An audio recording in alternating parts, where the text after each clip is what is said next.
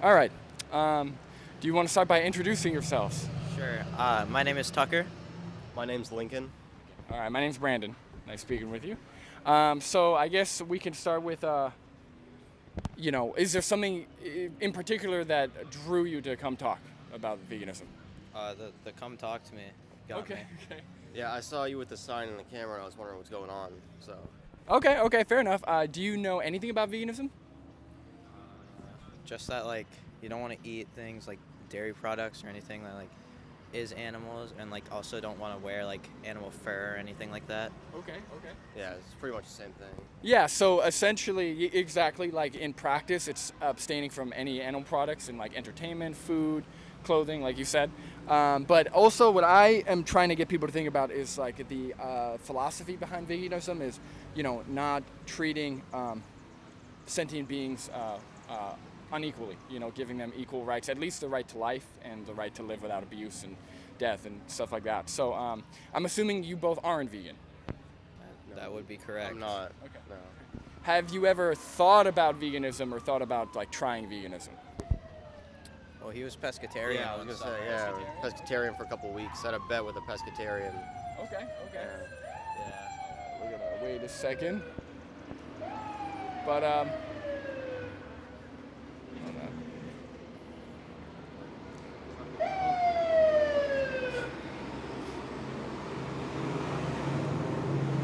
So I guess we could start with that. So what motivated you to go pescatarian or to try pescatarianism?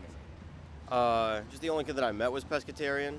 I think he went to school with you. We went to different schools, and I was on a sports team with him. So I made a bet with him. If I could say pescatarian for the whole sports season, he would eat a steak. I didn't end up making it. Okay. Yeah. So it wasn't motivated by any ethical. You just, as like a bet, you just did it. So he would eat a steak. Okay. Hi, Chris. Chris. Okay. So I guess we could start here, right? So I'm assuming there's no animal products you abstain from, at least like the cows, chickens, pigs aspect. Yeah, not really. Not for those reasons. I try not to eat bacon. It's not healthy, Okay. Or really fatty stuff. Yeah.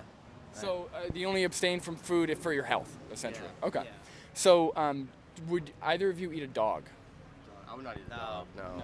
Okay. Great. Okay. That's the normal, typical response.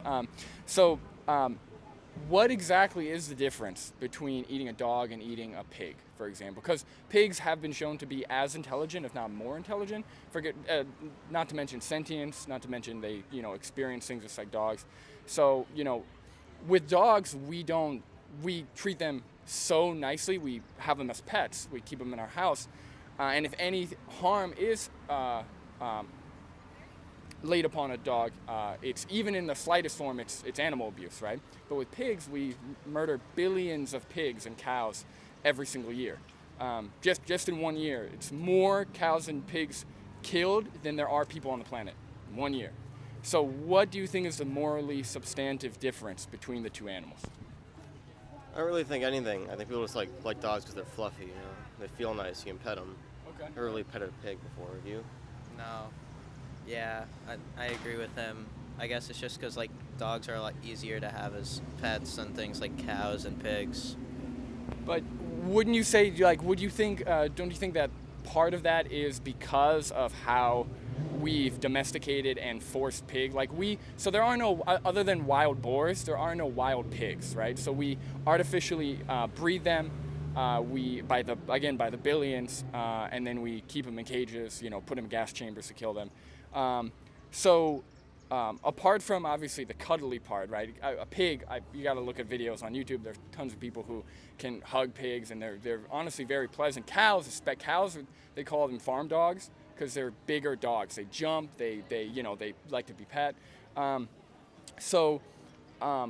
Would you guys say it's more social norm, or is there another justification you think that there's a difference? I would just say it's more of a social thing. That's just kind of how it is now, for whatever reason. Yeah, I guess it's just that by a large part of society in general, eating cows and pigs are a lot more normal than eating dogs. Now, would you say that the social norm justifies the action or the animal agriculture industry?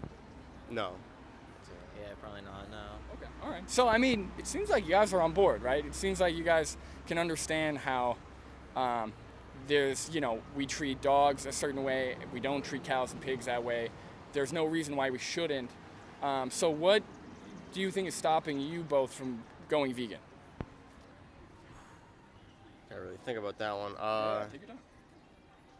Probably just seems like a little bit of a difficult thing to do because I don't really control a lot of what goes on, like with what kind of food I buy and everything.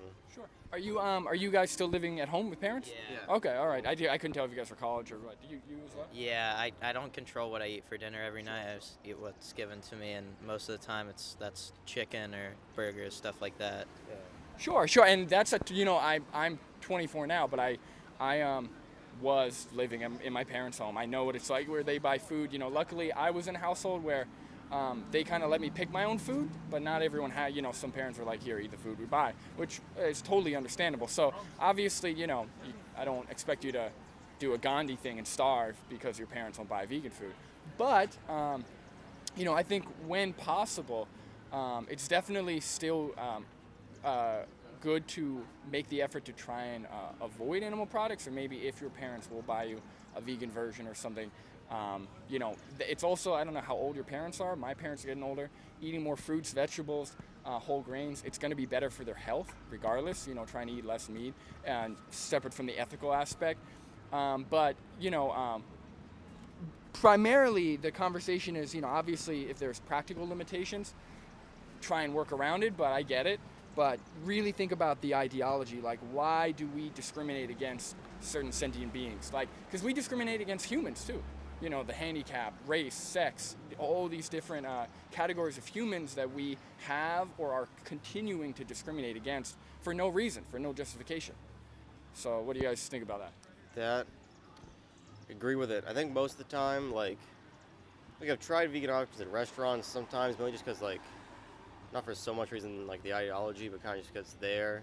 Mm-hmm. It's usually, you can't really tell the difference. Okay. All right. So you have when you've had vegan food, you're fine with it. Like it tastes fine. Mm-hmm. All right. Awesome. All right. How about you? Yeah, I've had a few like vegan options just for the fun of it. They are pretty good. I don't really taste the difference.